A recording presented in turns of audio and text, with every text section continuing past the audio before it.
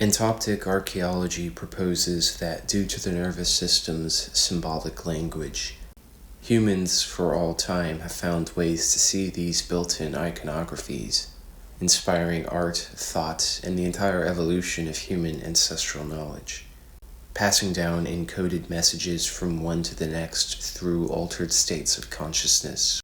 Entoptic images come in an endless variety. Spirals, radiations, small and circular figures, grids and waves, amorphous specks, bursts, rays, webs, honeycombs. They can loop, rotate, drift, duplicate, run parallel to each other, tunnel, and so on. They can be seen in isolation against the eigenlicht darkness or superimposed over normal vision. Entoptic images can be structures of the eye itself. Blood vessels, floaters, cells, and microbes. The images can also come from elsewhere in the nervous system, anywhere. We might say that every thought has an architecture of neurons. Entoptic images are these structures, artifacts of the mind, projected into the visual perception. The images inspire and mix with icons. Paleolithic and Neolithic cave and rock art the world over bears striking similarities to the entoptic images recorded. It is one thing to have an imagination. It is quite another to see that imagination in its blueprint form. And much like two mirrors facing opposite to each other, having a thought of something and then seeing the very structure of that thought gives rise to another thought, which then is sketched out by the nervous system as it records and encodes that new pattern of neural connectivity. These structures are always in effect in the background, powering the idea behind the thought. Entoptic images put that subconscious activity of the nervous system to the forefront. The bones of the mind are all laid out, able to be interacted with, drawn, communicated with, and their meaning passed down in story.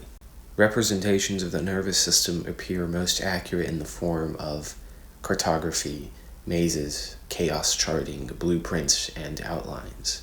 Even early illustrations of the nervous system appear as such. In fact, you might even say that they are channeled representations of entoptic images of the nervous system, whether in errant doodling or in architects' diagrams. At least there are those who describe their process as if 3D the outlines come to life. This diagram here illustrates the trajectories of the conscious mind, either into dreaming and the subconscious, or the hallucinatory state of entoptic images. I think that a third in-between trajectory could be added, one in which the entoptic images are channeled directly into vision as 3D projections. And then overall, the states are less like diverging pathways and more like various levels of innervation where the energy is being intended into, bringing rising and lowering states of mind from unconscious to entoptic. Pen to paper, or any such medium, then, is a translation of mental process into physical sketch, the structure of the mind itself made indirectly manifest. It is why one's personality can be learned through their handwriting or artistry. Your script is the way you think, the way the mind is architected. Likewise, the mind can be constructed, though mainly it is conditioned by all the factors that make us who we are. To that end, there are hundreds of thousands of years of human history and experience encoding into it, and beyond that, millions of years of evolution of the nervous system itself. These occult icons within the nervous system are like files on a computer, packets of self-contained entities who hold valuable information, what can be called daemons. On the surface, we are familiar with local icons, popular symbols, and cultural emblems. These are the most engaged with and therefore recognizable, stemming from a long history of use and reduplication. These daemons are figures within the nervous system, sigils whose access lay locked and dormant until the key of the entoptic image is awakened, brought into the conscious visual perception. To clarify, entoptic images are phosphenes. The nervous system operates through light. Biophotons power the nervous system as a byproduct of electrical impulses that travel the neural network. Because of this, these light signals can be rebound or sent to the visual perception. It is why any part of the nervous system can be forwarded to the conscious attention in the form of an entoptic image. If you take the tangled chaos of the nervous system, imagine that within this structure very specific patterns are outlined, are lit up, highlighted. These are what become the entoptic images. Ideas, perspectives, knowledge, any so-called mental activity, even a person's name, shape the architecture of the mind, and therefore is projected outward in the form of the body, of skin and face and bone and behavior.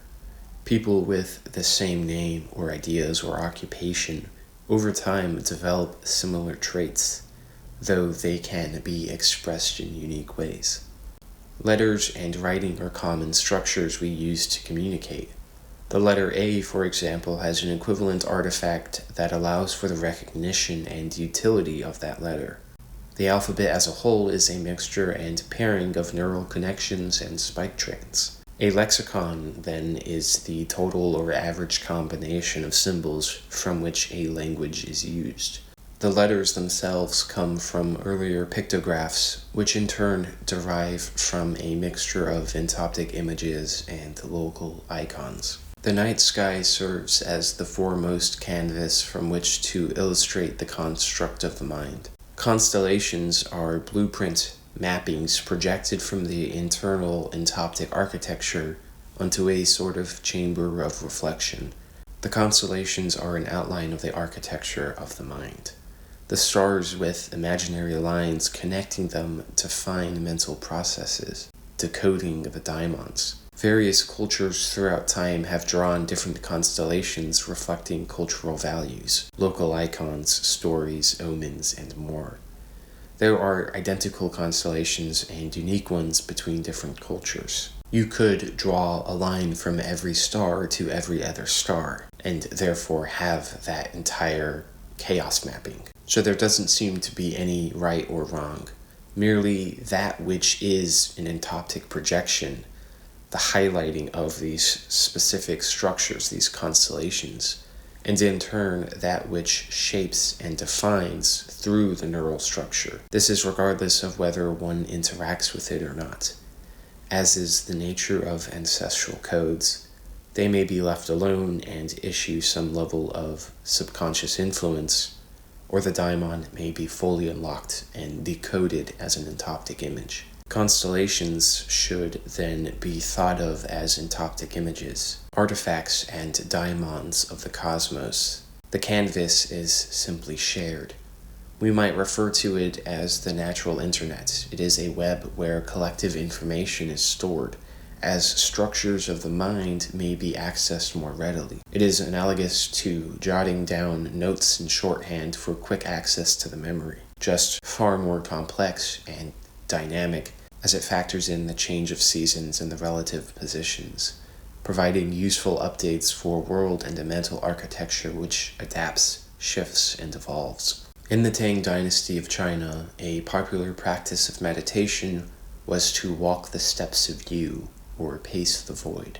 The practice itself evolved from ancient Chinese shamanism, but the first written description was found through the Shenqing, or Upper Clarity, school of Taoism in the 4th century. The steps of Yu would grow in complexity during the Tang dynasty, but the core procedure was the same. The practitioner would perform a ritual dance or movement in patterns of the constellations. Most popular was Ursa Major, with emphasis on the Big Dipper. They may have adorned themselves with a silk ribbon embroidered with stars and then pace in the special patterns to trace the constellations. The goal was often part of some kind of ecstatic shamanic flight through the heavens and to obtain the supernatural energies that each star and its respective deities wielded, or otherwise just deep meditation and contemplation. Phosphenes and entoptic images like in every mystic and shamanic tradition, played a huge role in Chinese shamanism, Taoism, and medicine. I reference the steps of view because of its unique method, not simply as a way to explore the entoptic mentally, but to more directly act it out, to move in the pattern of the architecture itself as a way to unlock or tap into the daimon. Whether you are chaos charting, drawing your own constellations, looking to the stars, pacing the void, riding the hypnagogic waves, entering trance using sigils, or some combination of multiple practices, the entoptic daimons exist in the code and DNA of the architecture, in the shadows and hidden in the icons. They hold supernatural power, ancestral wisdom, subconscious answers. They lurk and manipulate subliminally until they are drawn out and communed with, where the daimon can be learned from, utilized, written, and recorded. And still new daimons can be etched into the network. The labyrinth of the nervous system contains many secrets, passages and sigils tucked quietly out of the way of suspicion and notice, where knowledge can be most reliably stored, the very architecture of the self, and passed down through all people since time immemorial.